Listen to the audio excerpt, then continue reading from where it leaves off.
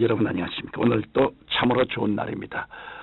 기쁨이 충만하게 되시기 바랍니다. 저는 오늘 마음을 새롭게 하는 제목으로 여러분과 함께 은혜를 나누고자 합니다. 본문 말씀은 로마서 12장 2절입니다. 너희는 이 세대를 본받지 말고 오직 마음을 새롭게 함으로 변화를 받아 하나님의 선하시고 기뻐하시고 온전하신 뜻이 무엇인지 분별하도록 하라. 아담과 하와의 타락으로 말미암아 인간의 영과 육체는 죽음에 이르게 되었으며 인간의 마음은 실현할 수 없이 부패해버리고 말았습니다. 이러므로 인간은 그 마음을 하나님의 말씀과 예수님의 보혈과 성령으로 새롭게 하지 않으면 안 됩니다. 인간은 지성과 감정과 의지의 세 가지 요소로 구성되어 있는 인격적인 존재입니다. 이 지성과 감정과 의지를 새롭게 하면 인간의 마음은 새롭게 될 수 있습니다. 그렇기 때문에 사람은 예수님을 구주로 믿을 때 그 영이 즉시로 거듭납니다. 그러나 마음은 즉시 새로워지는 것이 아닙니다. 그러면 마음을 새롭게 하기 위해서 우리는 어떻게 해야 할까요? 첫째로 우리는 지성을 새롭게 해야 합니다. 먼저 우리는 우주관을 새롭게 가져야 합니다. 성경은 우주 만물이 우연히 생겨난 것이 아니고 창조주 하나님이 지으신 것이라고 분명히 말씀하고 있습니다.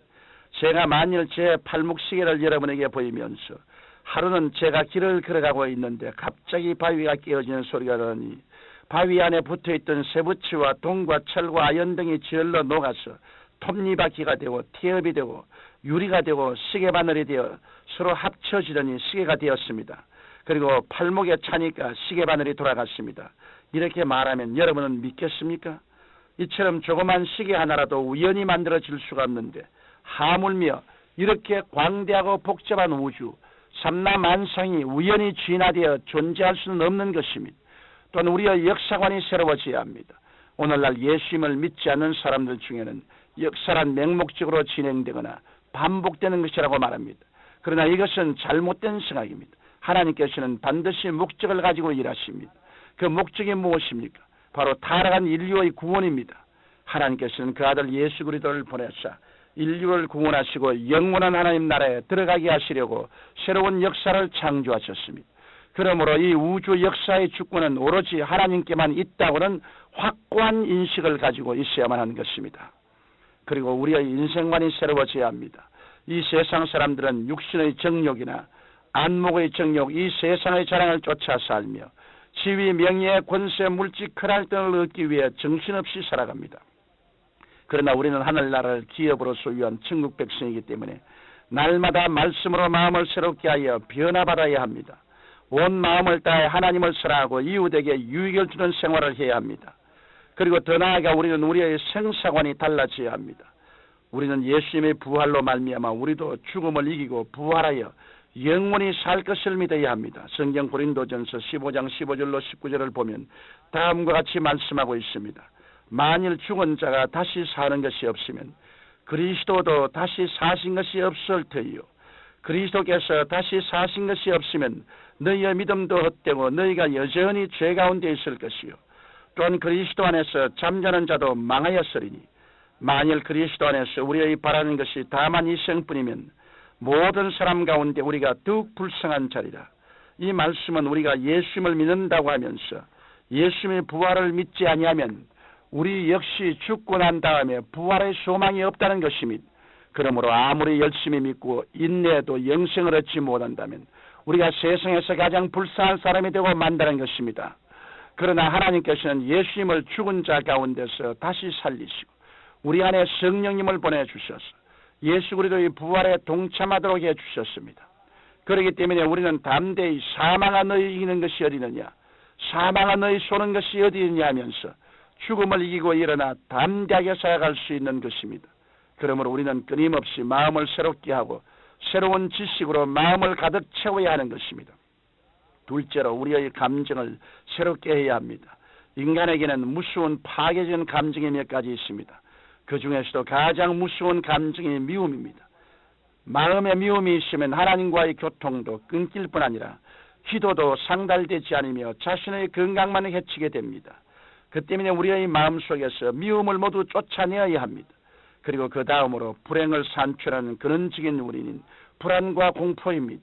마귀는 두려움과 불안을 우리 마음에 넣어주어 우리를 두적질하고 죽이고 멸망시키고 파괴하려고 합니다. 그러나 하나님께서 우리의 마음속에 주시는 것은 평안이지 결코 두려워하는 마음이 아닙니다. 그러면 우리가 어떻게 해야 두려움을 내어 쫓을 수 있을까요? 우리는 예수님께서 십자가에서 이루신 온전한 사랑을 확신해야 합니다.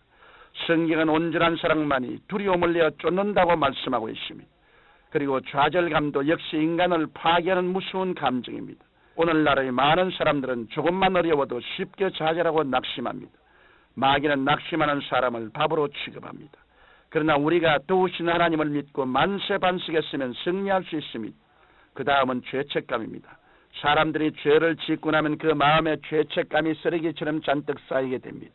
그래서 독사의 독처럼 퍼져서 파멸하게 합니다.